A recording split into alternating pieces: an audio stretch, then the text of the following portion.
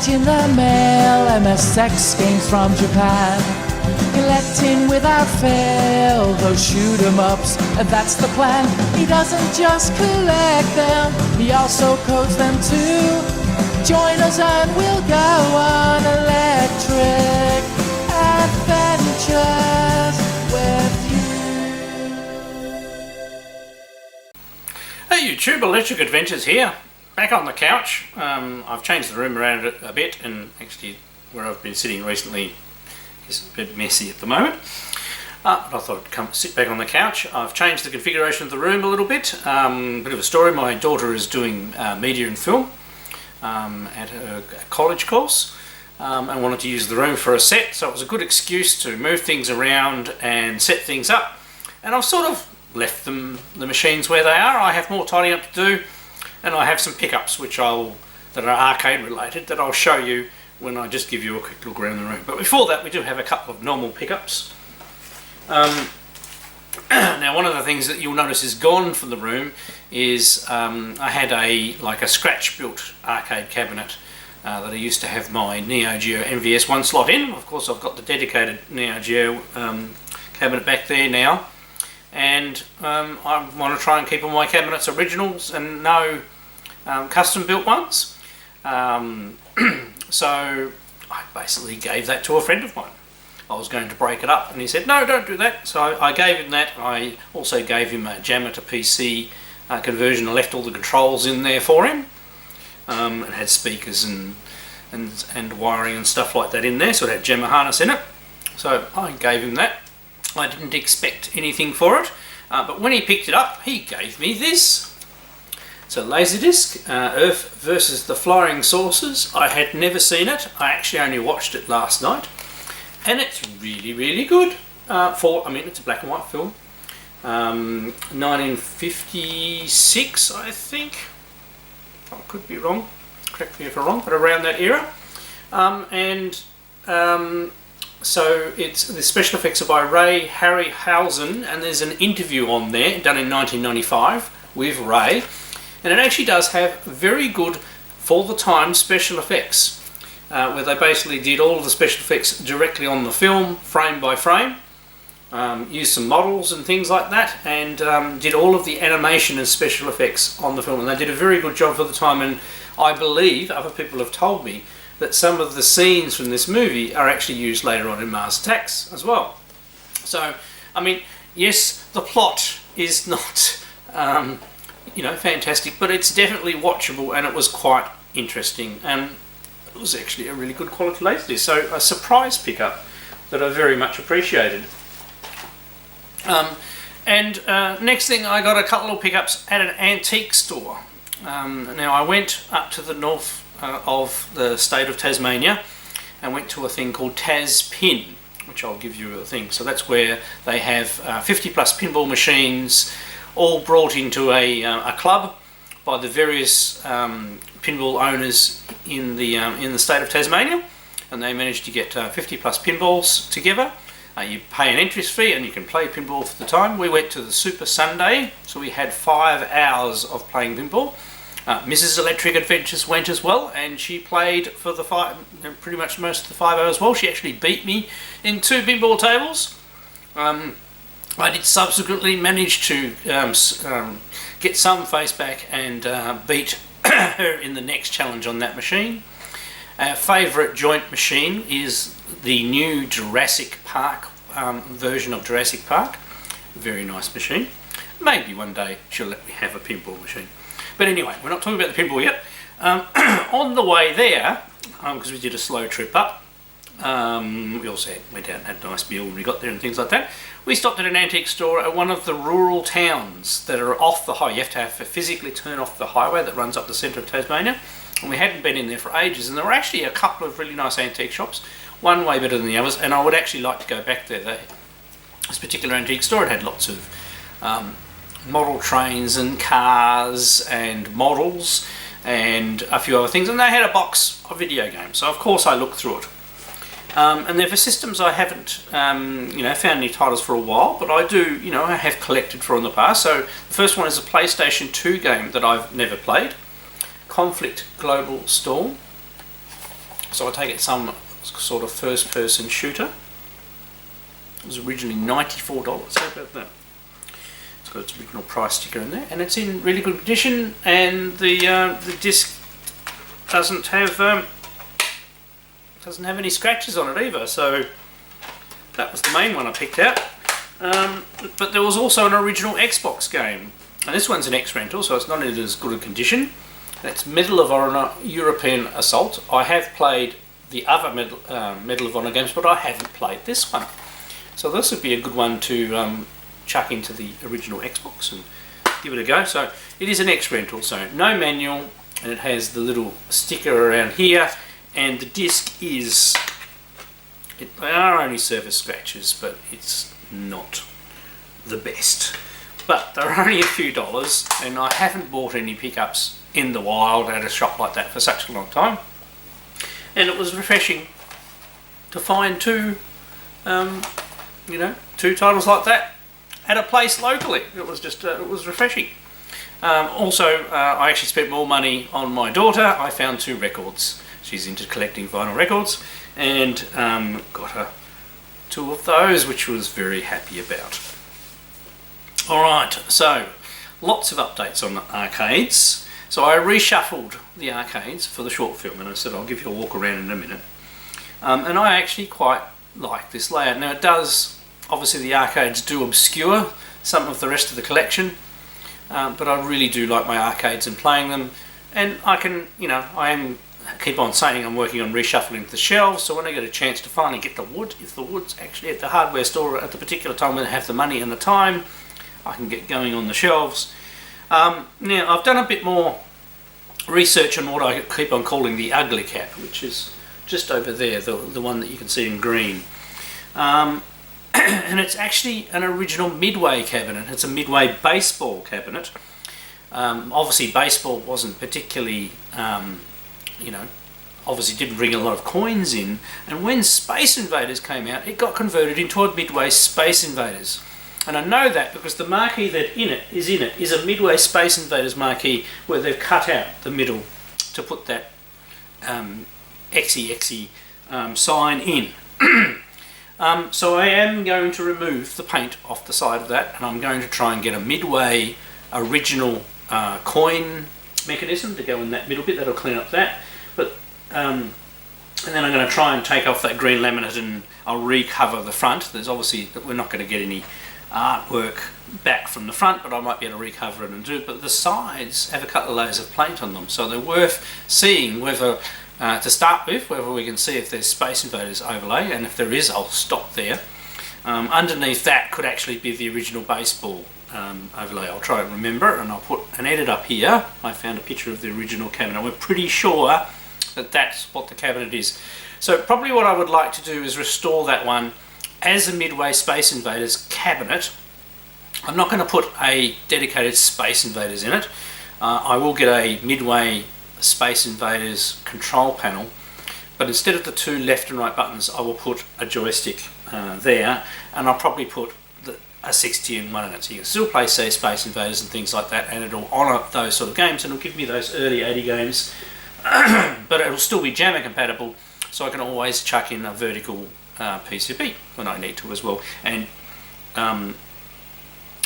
once again, we'll only have the 1 fire button though to honour that original control panel, and obviously bring back the sides, and eventually, if I can't restore the artwork under them, I mean, I don't have high hopes, I will eventually get Space Invaders side art, which you can get for that very shaped cabinet. So it was good solving the mystery of what in the world that cabinet was.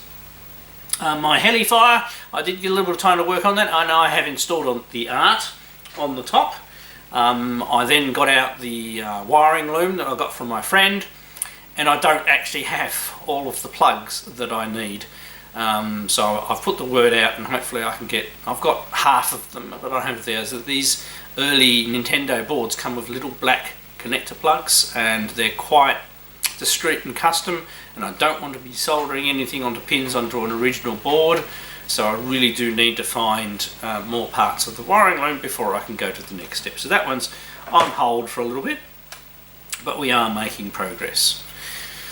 Alright, so what I'll do is I'll pick up the camera now and we'll just do a quick run around the room so you can see the layout. I do apologise for some of the mess, but I need to show you some of the other arcade related pickups because there was some stuff at the local arcade supplier that he was cleaning out and I needed to grab. So let's go do that now and then we'll come back here. So we'll start here at the back of the room just so you can get an overview. So there is still a lot of junk in here that I need to put away. And it doesn't help that I have all of these monitors. So this is the original monitor chassis and mounting out of the large vertical, but the tube is gone. But the chassis has been completely serviced by the previous person. That's why they gave up on it, because they spent so much money. But I have some good news in that thing regard. We have the Egret 2, which I've been playing since I got it. I did a video earlier in the month. I have a PlayStation 2 Slim on the nice Sony one there, the Vectrex running. I don't think I've shown these. That's my only arcade one up. It's a Frogger, but it's also got Time Pilot in it. That's why I got it. It's a mini thing that I made at some stage. So we have Hellfire. Whoops, I'm going to put the laser disc on top. So there we go. Get out of the light. Looks wonderful with the art installed. So thank you from Alex from RKIFO for getting that and the board and sending it over to me. I've taken the glass clamps off because they've got a little bit of rust on them and I want to clean those. Haven't got back to it. So the control panel's not too bad. Now the glass is a little scratched, so we may try polishing that. I've cleaned up over here. I've shown you that tube before. That's a good tube. And I've tidied this up. I've put a brand new PC in my capture setup here, and obviously it's a lot tidier probably than when I last showed. We have Nintendo area, which with the little mini arcades on top. I do want to extend that shelf and bring all Nintendo stuff there. I got shock boxes for my MVS carts, and there's all my Japanese games for the PC Engine, Saturn, Dreamcast, and a little bit of Japanese PlayStation as well. Okay, we have the original Space Invaders cocktail. That actually doesn't require that much more work to get it going, but it has been to one side and I actually quite like it out here now. We have my Attack from Mars video pinball, which is the only pinball I have at the moment, but it's better than nothing. We have my original vertical, which I have Fire Shark in. One of my favourite Toplan games, and I play that a lot. Next to it we have the large vertical arcade, which at the moment I have a television in there with a converter board, so the colours are a little washed out, but hopefully we have some good news on a tube. That works perfectly. The CoinMech's one of the modern anti-theft ones, so I have of course a $1 coin sitting there so I can play the game. Berserk still needs work. Now here's the ugly cab. I have got that up and working. There still is a problem with the chassis. Now it's probably been turned on long enough that the astute will start to see. It starts, after you've turned it on for a while, it starts wobbling, and it is wobbling now. And eventually it'll get worse and worse and worse. So I still have something that I need to attend to on that chassis, but this tube is beautiful, wonderful and bright. No burn at all, so that one's staying in there. We have my Nintendo Firebird cab, so another one I want to try and remove the side art off. Because the monitor's mounted horizontally and I like Bosconian, it's my Bosconian cab. It just got some printed artwork there. It has bezel there, it needs more glass work and everything like that. This control panel's had too many holes drilled into it to turn it back into a Nintendo Firebird. So I may get another metal control panel made just up and turn it into a real Bosconian for a while, but I will try and we'll take the art, the paint off the sides and see what's under there, and then we'll probably make our mind up. We have my checkered flag. My one driving game, and I really like that one. We now have this cab over here. So Neo Geo it's an Neo Geo one slot in there. I've still got Shock Troopers second squad in there, but I've got other titles I can put in there. I really like this cab, it's really comfortable playing these games. I need a better thing for putting credits in, but I've just got that in there at the moment. We have chop lifter cab, that's all working. Just a bit obviously tired on the front and things like that. Maybe one day put a fake coin slot in, coin mechanism in there. Tutankhamun, I actually have put a light in there, but this bezel is painted on the back. You can just see it peeking through there. And unfortunately, one of the guns on the monitor is playing up again.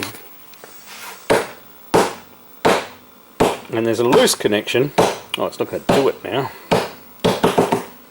Anyway, you can see flickers of blue. So there's a loose solder connection or dial for the blue gun, and that's why we lose all our intensity and obviously our blue. Other than that, that works, sound works and everything like that.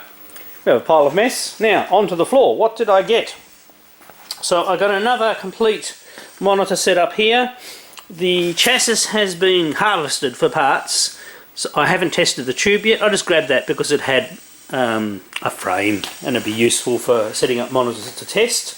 So I'm probably going to put that in my electronics area. Now this is obviously the most interesting pickup. This is in exactly the same tube as the one that came out of the original vertical. So haven't tested it yet. It is supposed to work. Has a bit of screen burn. We'll see how bad it is and whether that chassis will work for it. Obviously needs a clean. I also got this. So this is completely working. So this is out of a Candy Cab or one of the driving games. Obviously I do not have a specific use for it, but it was there, available, and it has a nice mounting frame.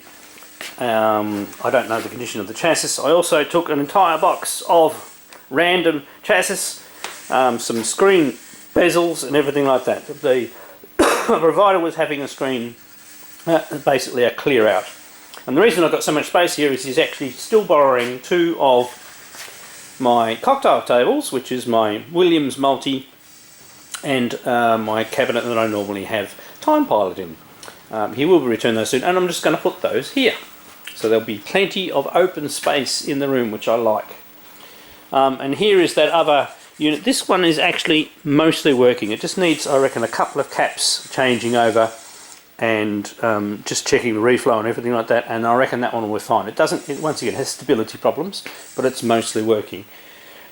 And we have that tube over there. So lots of parts and making progress. Yes, the arcades are hiding the Sega Master System collection and my Mega Drive collection a bit, but you can still see them behind there, and it just gives it a more open look, which I like. So we'll see where we go from here. Alright, I better stop waffling and sit down and we can talk about homebrew. Right, back sitting down. With a slightly wider view. I didn't realise I had the camera zoomed in for the first bit there. Now, homebrew update. Lots of updates here. So I'm writing a new book. I've been telling you about that for a month or so, but it's programming games for the NES, similar to my previous book on programming games for the Coleco, but for the NES. I have now completed chapter 13. Chapters 1 to 12 are being peer reviewed by about 15 people, and early feedback so far has been very good. So that's progressing nicely. In association with that, I released my, I have a tile and sprite editor that I made for my own consumption. I've released it as part of the book.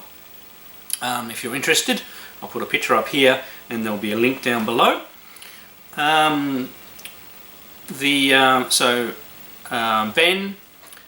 from one of the people at ColecoVision has given me the sound effects for Sydney Hunter and the Caverns of Death. So, and I've put them into the program, and I've also bound them to the test area. Actually, I'll probably, when I show you some footage, I'll show you, because I did a video earlier in the week showing some gameplay, I'll show you where the test area is and show you some of the sound effects. So we've got some good sound effects in there. We may tweak them a little bit. I have two specific bugs I've got to fix. They're not big ones, it's just a little bit more detection of smaller tiles so that it doesn't look like Sydney's hanging in the air sometimes, and adjustments to the lava levels when the lava starts to rise. surprise, and we're pretty much down. We've got everything covered, so very, very close. I've actually done a lot of work on sound for all of the Spectravideo version of my games, and lots of work on sound effects. So Lunar Rescue, done sound effects for that, still tweaking, but I'm much happy with them. Cavern Fighter for the Spectravideo, all working, sound effects working.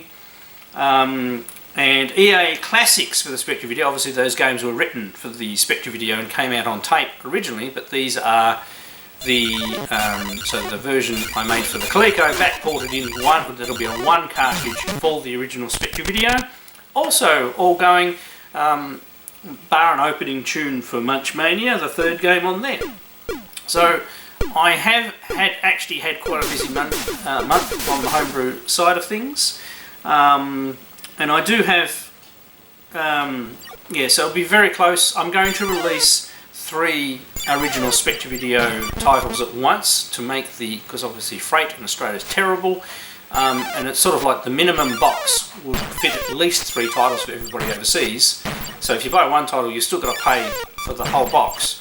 So if I release at least 3 titles, people could buy 3 titles and fit them in the one box. It'll make the freight easier for people, and I think that's the best way to get started. So I'll be, because obviously I started on the original Spectravideo. I've got cartridge cases printed. I have printed circuit boards. I have enough chips to assemble. I'm just being fussy over finishing off the games. A little bit of tweaks on the artwork. I have the stickers to go on the actual cartridges now that I can print. I am printing them on my laser printer at the moment.